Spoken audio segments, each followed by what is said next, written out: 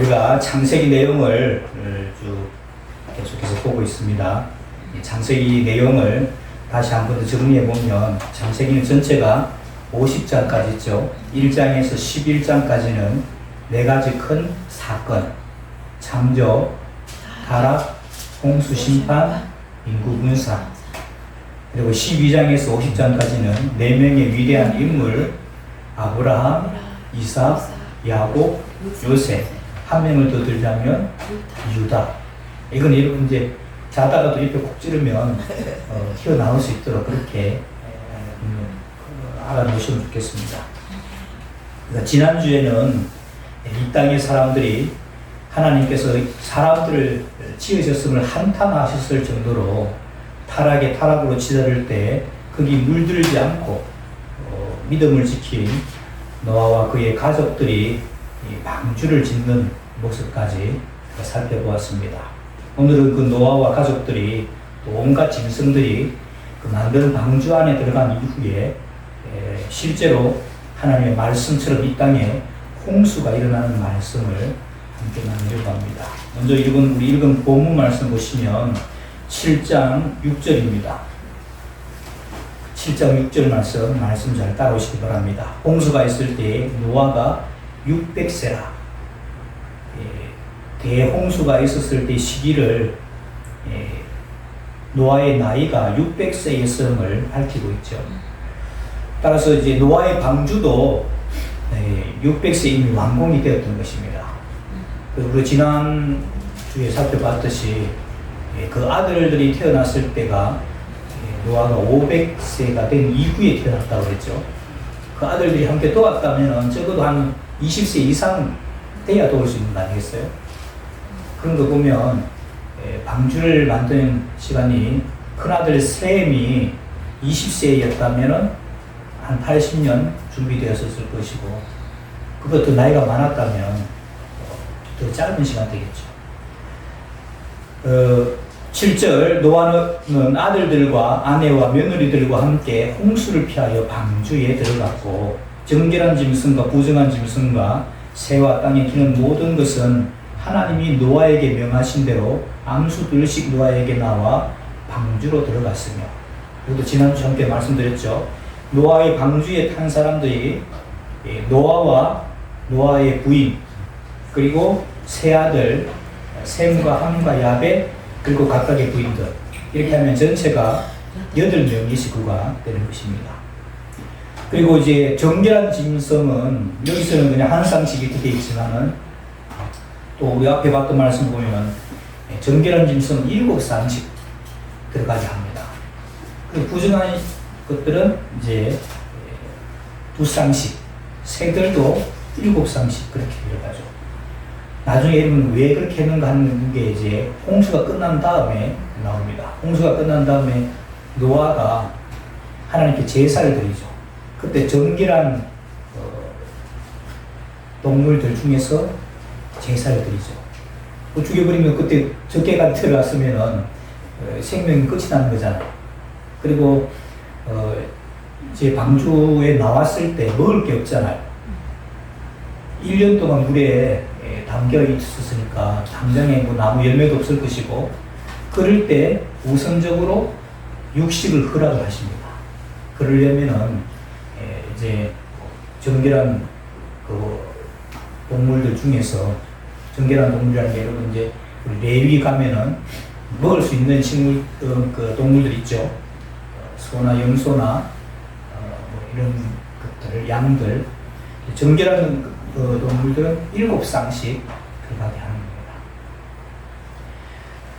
겁니다. 뭐 이 노아가 동물들을 일일이 찾아다니면서 부르지는 않았을 것 같아요. 그 동물들이 워낙 많을 텐데 하나님이 전능하신 능력으로 동물들을 불러서 방주에 타게 하셨죠. 그리고 이제 방주에 탄 지 7일 만에 비가 내렸는데 그 시기를 정확하게 여러분 명시하고 있습니다. 여러분들 기억해 놓으시면 좋겠어요. 10절 말씀입니다. 창세기 7장 10절 말씀. 7일 후에 그 노아가 이제 방주 탄 다음에 7일 후에 홍수가 땅에 덮이니 노아가 600세 되던 해 둘째 달 날짜를 기억해 보시겠죠. 2월 달이 2월 둘째 달, 그 달 11일 날이라. 11일 날 2월 며칠이에요? 7일이죠. 네, 17일. 2월 17일. 그 600세 되던 해 2월 17일 날 홍수가 시작이 된 겁니다. 그날에 큰 기쁨의 샘들이 터지며 하늘의 창문들이 열려 40주야를 비가 땅에 쏟아졌더라. 노아의 가족들과 모든 동물들 중에서 선택되어진 그런 동물들이 방주 안으로 들어간 후에 7일 후에 홍수가 시작됐습니다. 그리고 기쁨의 샘들이 터지고 하늘의 창문까지 열리면서 40일 동안 비가 이 땅에 내렸다는 겁니다. 그리고 이제 13절에서 16절 말씀은 사실 이제 이게 없어도 같은 내용이 반복되어져서 스토리 진행상 아무 문제가 없습니다. 다시 부연 설명하고 있는 부분이죠. 그날에 노아와 그의 아들 셈함 야벳과 노아의 아내와 세 며느리가 다 방주로 들어갔고 그들과 모든 들짐승이 그 종류대로 모든 가축이 그 종류대로 땅에 기는 모든 것이 그 종류대로 모든 새가 그 종류대로 무릇 생명의 기운이 있는 육체가 둘씩 노아에게 나와 방주로 들어갔으니 들어간 것들은 모든 것의 안수라. 하나님이 그에게 명하신 대로 들어가매 여호와께서 그를 들여보내고 문을 닫으시니라. 이 반복되는 말씀이죠. 네. 그리고 17절 홍수가 땅에 40일 동안 계속된지라. 이제 비가 40일 동안 내렸다는 말입니다. 그리고 물이 많아져 방주가 땅에서 또 올랐고 물이 더 많아져서 땅에 넘침에 방주가 물 위에 떠다녔으며 물이 땅에 더욱 넘침에 천하의 높은 산이 다 잠겼더니 물이 불어서 15규빗이나 15규빗은 여러분 한 규빗이 팔꿈치에서 손가락 끝까지라고 했죠. 저는 좀 짧은데 보통 저 김인근 집사님 만났다고 생각합니다. 한 50cm 작업을 계산하는 게 좋아요. 15규빗이라고 했으니까 7.5m. 그러니까 여러분 가장 높은 산에서 7.5m 더 높이 올라간 겁니다. 물 높이가. 엄청난 물이죠. 그래서 땅 위에 움직이는 생물이 다 죽었으니 그 새와 가축과 들짐승과 땅에 기는 모든 것과 모든 사람이라. 사람까지도 다 죽었다는 겁니다. 홍수가 땅에 40일 동안 계속되었는데 비가 내린 날수가 여러분 40일이었습니다. 그리고 물이 많아져서 방주가 땅에서 떠올랐다고 기록하죠. 여러분 지난주에만 우리가 살펴봤는데 이 방주를 만드는 재료가 옛날 성경에는 잣나무라고 되어 있고 우리 여기 성경에는 고페르 나무라고 되어 있죠. 침엽수림의 한 종류입니다. 침엽수가 여러분 서늘한 데서 자라요. 열대우림처럼 뜨끈뜨끈한 데서 자라요. 네? 서늘한 데서 자랍니다. 이게 침엽수림, 침엽수림. 서늘한 데서, 그러니까 여러분 산으로 하면 산 중턱에서 잘 자랍니다. 그러니까 재료도 이런 구하기 쉬우려면 산 중턱에다가 이 방주를 지었을 건데 이게 둥둥 떠올랐다는 겁니다. 그만큼 물이 많아졌다는 것이겠죠. 그리고 이제 19절에 보니까 물이 더 많아져서 천하의 높은 산도 다 잠겼다고 기록합니다. 그리고 그 높은 산들이 잠길 때보다도 더 비가 와서 이제 비가 물이 많아지게 되니까 15규, 7.5m가 더 높아지니까 모든 산들까지도 다 잠겼다고 기록합니다. 그때 이제 노아가 뭐 문을 열어볼 수 없죠. 문을 열어볼 수 없지만 만약에 문을 열어본다면 그 위에 난 창문으로 들여다봤다면 온 세상이 온통 물바다였을 것입니다. 그렇게 이제 물이 늘어나서 땅이 보이지 않을 정도가 되니까 땅에서 움직이는 모든 생물들은 다 죽고 말았습니다. 물론 물 속에서 아가미로 호흡을 하는 것들은 살아남은 것이 있었겠죠. 22절 보시면 육지에 있어서 그 코에 생명의 기운에 숨이 있는 것은 다 죽었더라. 호흡하는 건 다 죽었다는 겁니다. 그리고 지면의 모든 생물을 썰어버리시니 그 사람과 가축과 기는 것과 공중의 새까지라. 이들은 땅에서 썰어버림을 당하였으되 오직 노아와 그와 함께 방주에 있던 자들만 남았더라. 물이 150일을 땅에 넘쳤더라. 여러분 우리 지난주에도 우리 함께 나눴는데 동물들만 죽은 게 아니고 식물들도 많은 식물들이 그러니까 이건 좀 우리에게 많이 비싼 식물, 우리 건강을 위하는 식물, 우리 대한민국에서 유명한 게 뭐가 있어요? 산삼이죠, 산삼. 그러니까 그런 것들이 옛날에는 많이 있었다는 겁니다. 우리를 건강하게 하고 오래 살게 하고 하는 이런 것들이. 근데 이제 노아 홍수를 통해서 그런 것들 다 이제 없어지게 되거나 그렇게 됐다는 것이죠. 그래서 이 22절과 23절은 호흡으로 생명을 유지하는 그 동물들은 다 죽었음을 성경은 말씀하고 있죠. 그래서 24절에는 그렇게 150일 동안 물이 막 넘치도록 있었다는 겁니다. 40일 동안 비가 오고 쏟아지고 그리고 150일 동안 물이 넘쳤다는 것입니다. 그래서 이제 정리를 하면 이제 홍수가 시작됐는데 40일 동안 비가 쏟아지고 그리고 그 쏟아진 비가 산 꼭대기까지 다 덮었다는 겁니다. 그리고 그게 150일 동안 거의 넘실대는 물이 가득했다는 것이죠. 여기까지가 오늘 우리가 이제 살펴볼 말씀인데 여러분은 이 말씀을 읽는 가운데 의문점들이 생기지 않았습니까?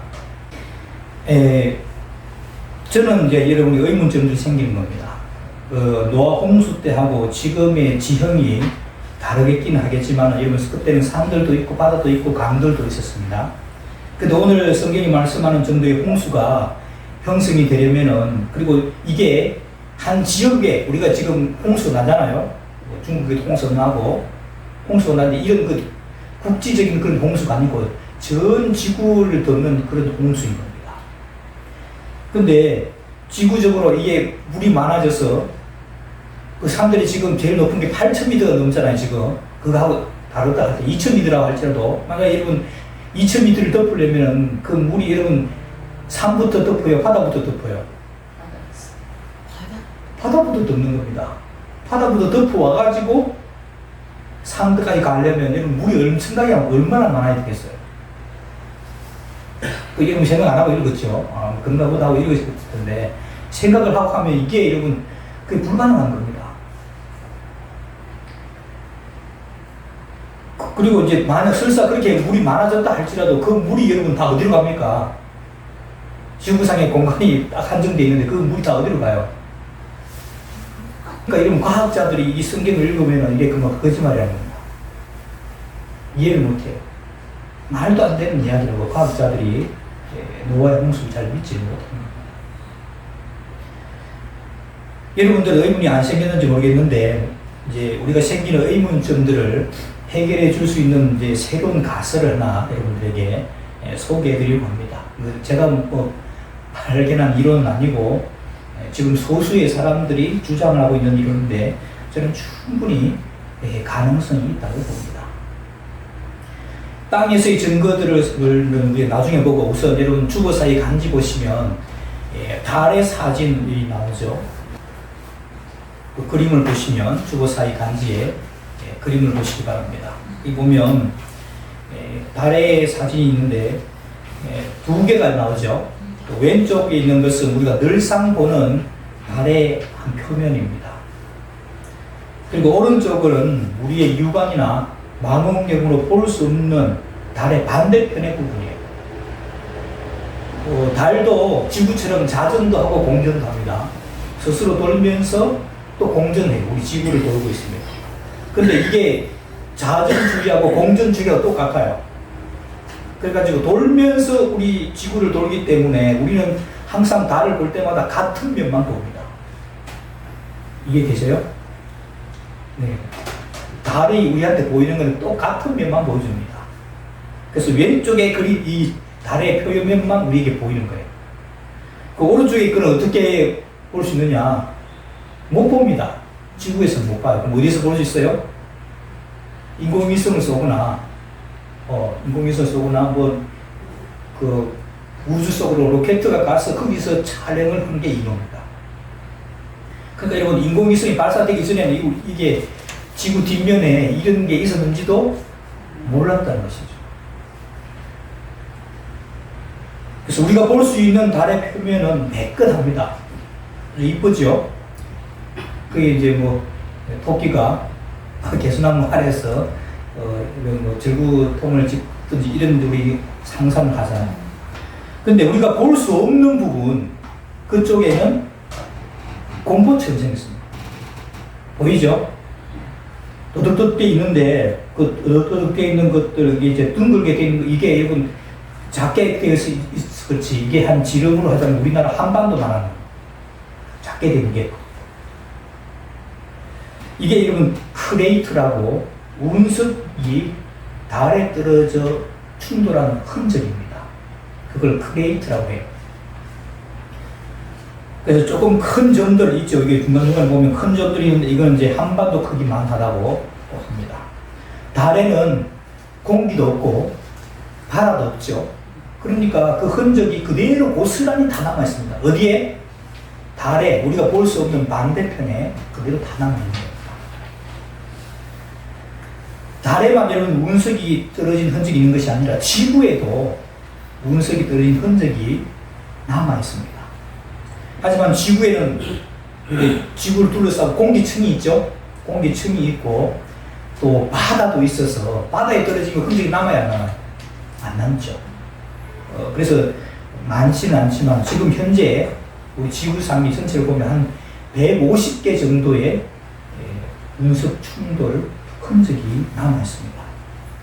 그러니까 여러분 달의 표면만 매끈하고 공보처럼 이렇게 되는 게 아니고 지구 표면도 보면 좀 다르다는 겁니다. 그 밑에 그림 보면 요즘에 이제 여러분 인터넷에 구글 지도라는 거 이런 거 보면 지구 전체의 지도도 보여줍니다. 그걸 이제 확대하면 뭐 이제 아시아 대륙, 그 아시아 대륙 중에서 대한민국을 더 잡아당기면은 뭐 경기도, 성남 그렇게 들어가야 되는데 그걸 더 쭉 멀리 하면은 지구 전체가 다 나와요. 그걸 돌리면 회전도 됩니다. 이게 구글 지도 이런 검색을 해보시면 다 보이는데 지구 전체를 둘러보면 여러분 그림 나와 있죠.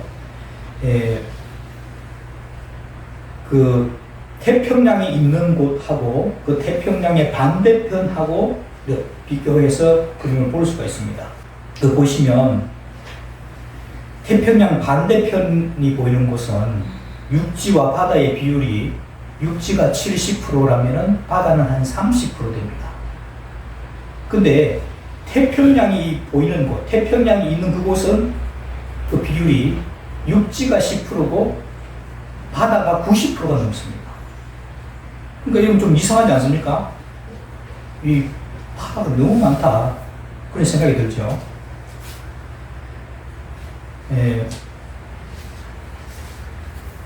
그래서 하나님께서 원래 처음으로 만들 때 이렇게 비대칭적으로 만들지 않았을 것입니다. 그래서 우리가 합리적인 추론을 해보면 달이 운석에 달이 이렇게 달에 운석이 충돌할 때 그때 지구도 똑같이 충돌했다는 겁니다. 같은 면에 무슨 말인지 이해되죠? 달이 한 면에 이렇게 충돌되잖아요. 그때 지구도 같은 면에 충돌이 되는 겁니다. 그러니까 달이 한쪽은 매끈한데 한쪽이 곰보라는 것이죠. 그리고 한 면만 집중적으로 운석이 충돌했다는 것은 운석이 부딪힌 그 시간이 짧다는 거예요, 길다는 거예요? 짧다는 겁니다. 왜? 자전하고 있어요. 지구도 자전하고 달도 자전하고 있는데 한 면만 집중적으로 이렇게 막았다는 것은 그 자전하는 그 시기가 한 바퀴 돌 때 계속 때렸으면 전체적으로 다 곰보처럼 돼야 되는데 그렇게 되지 않고 달은 한쪽 면만 갔다는 거예요. 그렇다면은 한 짧은 시간에 그 운석들이 달에 맞췄다는 것이죠. 거기서 우리가 이제 착안을 해서 이 짧은 시간에 운석들이 부딪혔다는 것을 우리가 생각할 수 있는 겁니다. 그래서 달의 표면과 지구의 표면이 서로 곰보처럼 된 것도 있고 매끈한 것처럼 있다는 것을 우리가 설명할 수 있는 겁니다.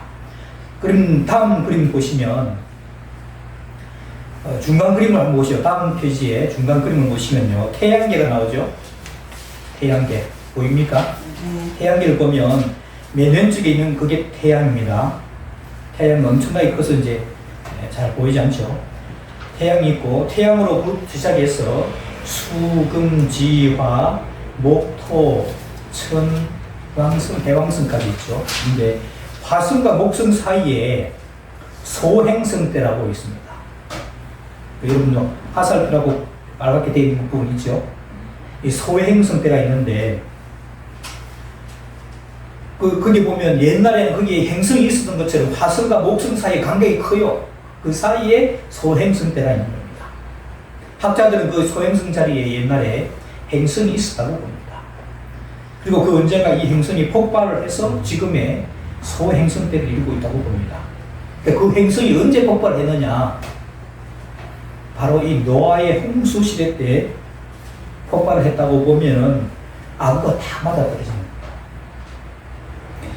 폭발을 해서 지구와 여러 주변의 행성들로 이제 그 폭발 터지게 되면 폭발 때문에 운석들로 이제 덩어리가 깨지면서 운석들이 주변에 있는 행성들로 나가겠죠.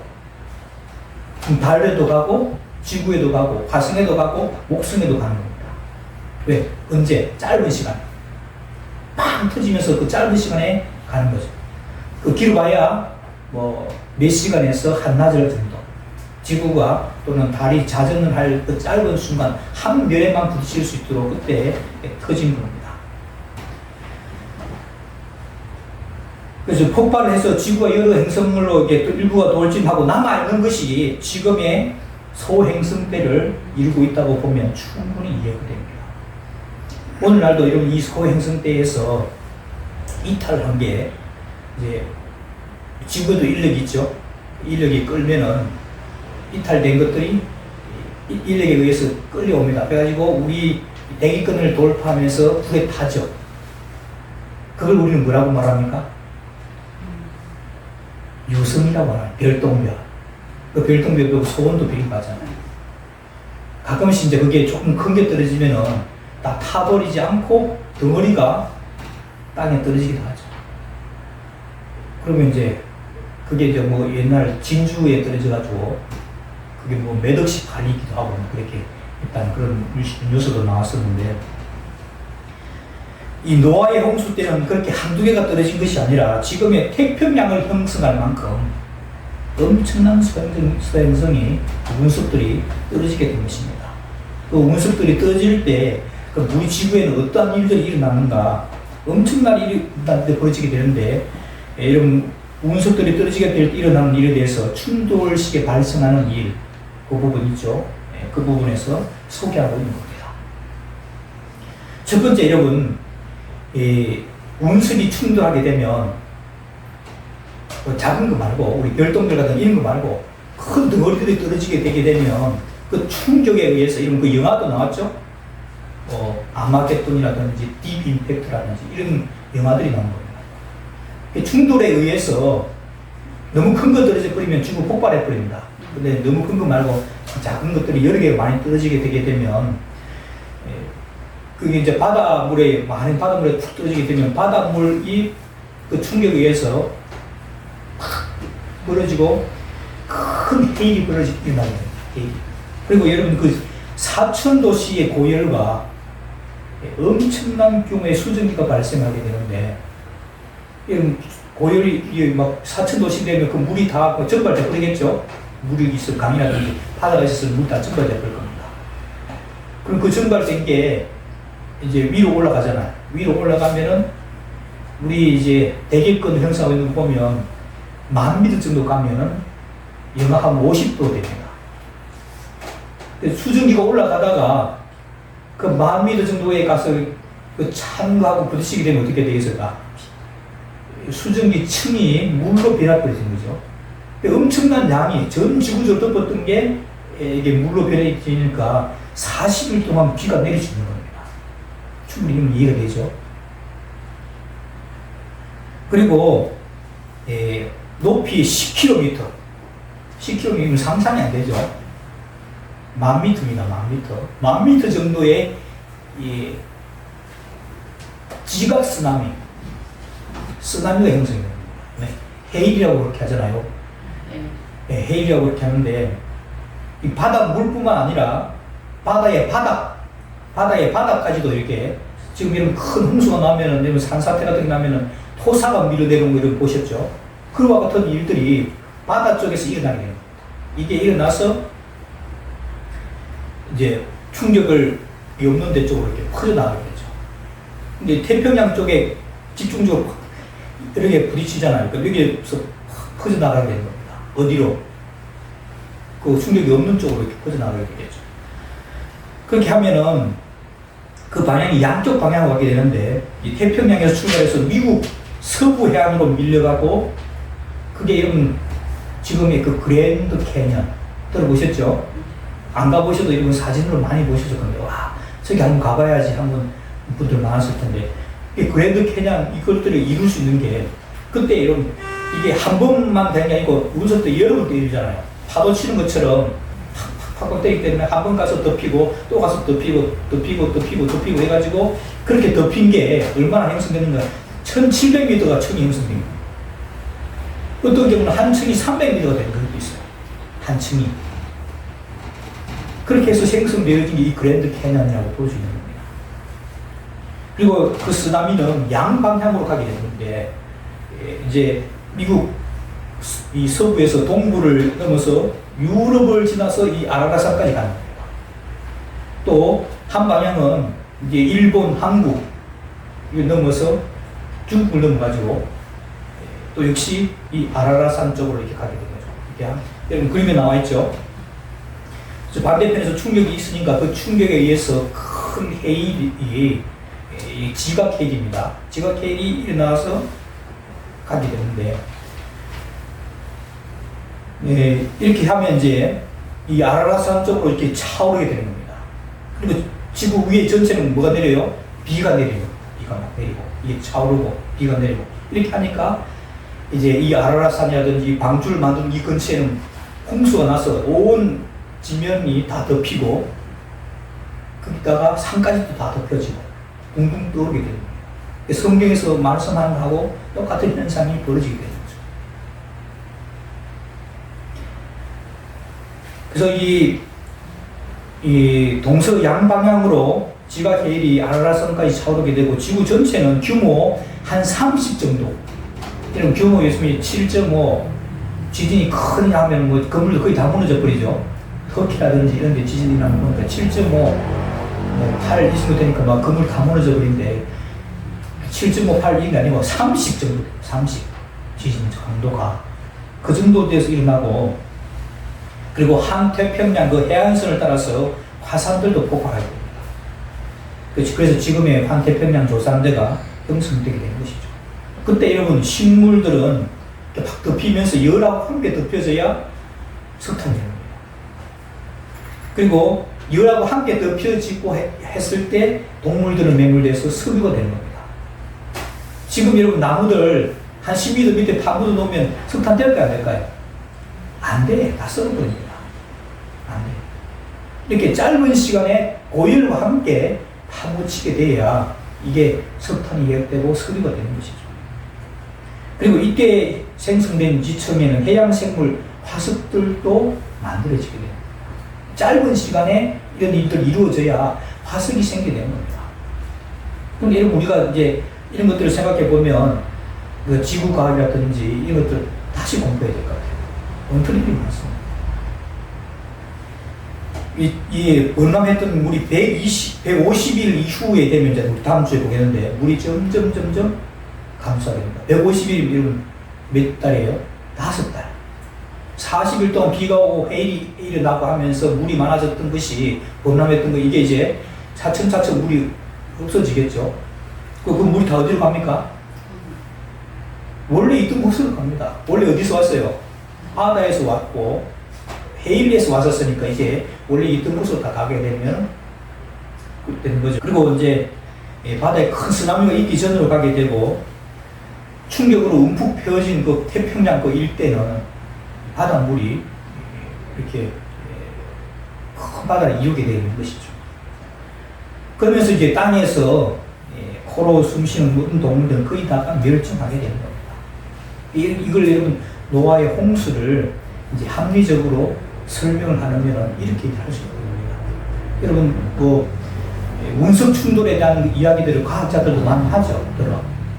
여기 이제 노아의 홍수 때 이런 일들이 발생했다 하는 것을 우리가 생각하면 충분히 우리가 생각할 수 있는 가설입니다. 그래서 제가 지금 드린 것은 어차피 이론이고 가설입니다. 왜 이론이고 가설일 수밖에 없느냐? 우리가 노아의 홍수 때 살아있지 않았잖아요. 직접 목격한 것도 없습니다. 지금 드러나는 이런 현상과 증거들을 가지고 추론을 할 뿐이죠. 하지만 지금까지 제가 이제 노아를 설명한 것 중에 이보다 더 합리적이고 실제 일어났을 것으로 추정된 거지 이것보다 더 정확한 게 없는 것으로 저는 보입니다. 제가 이 말씀을 드린 것은 노아의 홍수가 옛날 이야기가 아니라 실제로 일어난 일이고 이를 통해서 하나님께서는 세상을 심판하시고 인류와 동물들의 종족을 유지하도록 구원하셨다는 사실입니다. 성경에 있는 것들은 그냥 이야기가 아니라 동화처럼 같은 그런 이야기가 아니라 실제로 일어난 일이고 이것을 우리가 믿고 증거해야 되는 역할들을 해야 한다는 것이죠. 그래서 여러분들 이해가 되는지는 잘 모르겠습니다만은 이제 비가 와서 온 세상의 땅들을 또 산들을 다 덮을 만큼 이거는 좀 불가능한 설명이에요. 그렇게 설명하니까 과학자들이 말도 안 되는 소리 하지 마라 하는 것이죠. 근데 이 운석이 부딪혀서 큰 쓰나미가 있게 되면 그런 일이 가능한 겁니다. 그래서 우리가 이 노아의 홍수를 믿을 뿐만 아니라 그 사실을 증거하는 우리 모두가 받으시기를 주의 이름으로 축원합니다. 기도하겠습니다. 하나님 아버지, 노아의 홍수가 실제로 어떻게 이루어졌을까를 우리 말씀을 통해서 살펴봤습니다. 우리의 지혜가 부족하고 우둔하지만 하나님께서 하신 일들을 잘 살피게 하옵소서. 홍수는 실제로 있었던 일이고 이 일을 통해서 인류를 구원하신 일을 증거하는 저희들 되게 하여 주옵소서. 예수님의 이름으로 기도하옵나이다. 아멘.